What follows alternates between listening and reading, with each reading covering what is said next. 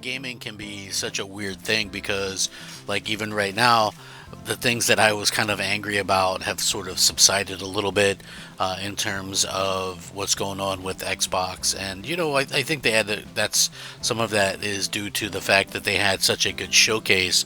And there's not really anything to kind of complain about there. They're going to have good games. I have an Xbox Series X, that's not changing. So, the games that I want to play, I'm still going to be able to play. And then, we'll take next generation. As it comes, so to speak. So that's sort of where I'm at with this entire thing. I don't think it's going to do wonders for Xbox's selling, but it kind of is what it is. So overall, they've had a pretty good, I think, week or so. Except for this, it looks like Starfield is back in the news again. Kind of getting trashed a little bit. It's getting review bombed as a lot of gamers are upset. So even when Microsoft does something good, something usually bad comes from it as well. So Starfield seems to be intent on slipping as far down the charts as possible as time goes on. Last year, Starfield finally hit the market after years of development and hype from Bethesda, but it quickly became apparent that it wasn't all it was cracked up to be.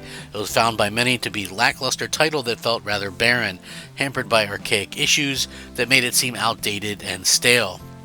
Now today, things still haven't improved for Starfield as players are getting tired of waiting for release dates for the game's first major expansion. It has withered to nothing on streaming and content creation platforms. Now thanks to short-sighted decisions by Bethesda, it's being review bombed. Every time a developer makes a decision that the community doesn't like, the game in question will be review bombed. It's such a tradition now, and it's becoming more common because in recent months it has worked in favor of gamers, with some disruptive decisions being reversed. Helldivers 2 with the PSN thing is one of the things that kind of came up. Now this is a little bit of a double-edged sword, I think. It's like, you give in to people that are trying to get you to give in. But when it comes to like the content thing, I guess I don't understand what they expect Bethesda to do. Like, I'm not on, I would love to see the expansion myself, but at the end of the day, if it's not ready, what can you do about it? So I think that's something that you have to kind of worry about as well. And so when I'm looking at this and I'm going, Microsoft, and Bethesda, they can only do so much. So rushing out a half-assed thing probably would not be the best or brightest idea, but still, it's just one of those things that I understand why people are frustrated.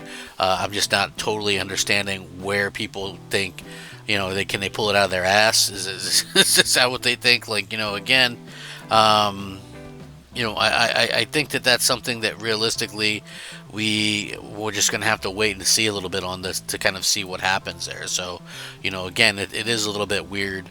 But again, it's kind of facing some wrath there. Gamers getting pissed off. Gamers aren't exactly well known for their patience in any way. So Bethesda Game Studios opened up the official modding tools on Starfield and introduced elements like Creation Club, which is pretty cool. If you want to think about it in that way, and you can even mod them on, use mods on Xbox. So, I think 100 gigs of mods on Xbox, and there's some interesting ones. It's not for me. I'm not into the whole modding scene, but again, they introduce elements like that, so which has previously surfaced on like Fallout 4 and Skyrim. In typical Bethesda Game Studios fashion, some of the mods introduced as part of the platform update were behind a paywall, which naturally angered fans worldwide and led to some review bombing. So it's not a new concept, but it's new for Starfield, and so I guess that's all that matters to quote-unquote fans. As recently, Bethesda showed off the trailer for the new Shattered Space expansion, which was revealed long before the game released, but it still doesn't have a launch date, and players are tired of Starfield moving on to other titles, leaving Starfield to kind of shrivel and die. But again, I think a lot of these problems will be fixed when the Starfield expansion does drop and things like that. To me, listen, I get why Microsoft was sort of keen to drop this game. They really needed it. But the problem is, if this game, would have came out this year in the state that it's in now, it's in a much better state right now, personally. And, if it would have launched with the Creation Club and stuff like that, and then later in this year would have had the DLC, I think that would have been good. I just feel like anytime you have an expansion like that, people are better off if it's an expansion. It's actually going to be released within a relatively quick time, because what happens is people are, move on to play other things, and then, you have to go back and relearn and remember how to play. So I think that is a little bit of a problem for them going forward. But, I still think Starfield is a very good game. That's something that I've pretty much stuck by the entire time. I think that it's a really, really, really good game, and there are some problems there.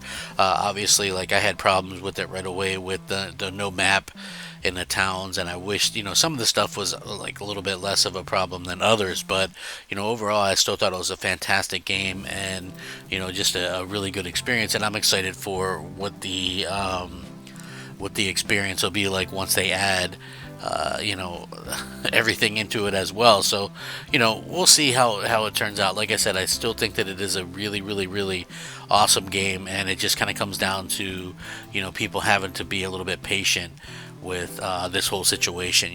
Like obviously they don't want it to completely like crash and burn or anything like that. So we'll wait and see. But like I said, we'll see what happens. I think Starfield is in a decent spot. I know it's easy to compare it to something like Skyrim, and people go, "Oh, well, there's more people playing Skyrim right now." Well, you have a decade of people building, a lot of these mods and things on that game. You know what I mean? So there's all that content that's already there. So I think that that's probably why that's a thing.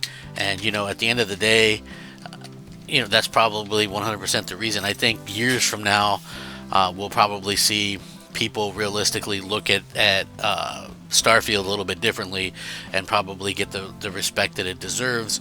And probably when it's a little bit, fixed up a little bit better. To me anyway, I think that we're just kind of in that weird spot right now where people maybe were expecting a little bit too much. But we'll see. We'll see. I think that it can still be a fantastic game, and it is a really good game. But it's one that I think people have no problem missing right now or skipping, and I think that's going to be, that's a little bit of an issue right now. But I think overall, long term, that I think the game's going to be a hit. I mean, it's already been proven to be a hit, but I think more of a hit that people, stick around with for a long, long time. I think that's probably what most people are kind of maybe looking to see. So anyway, I would love to hear your guys' thoughts and opinions on this. Let me know down below. I appreciate it. Hope you guys all have a great day. I'm Crab Gamer. This is Crab Gamer Reviews. Rack 'em up. Crab Gamer out.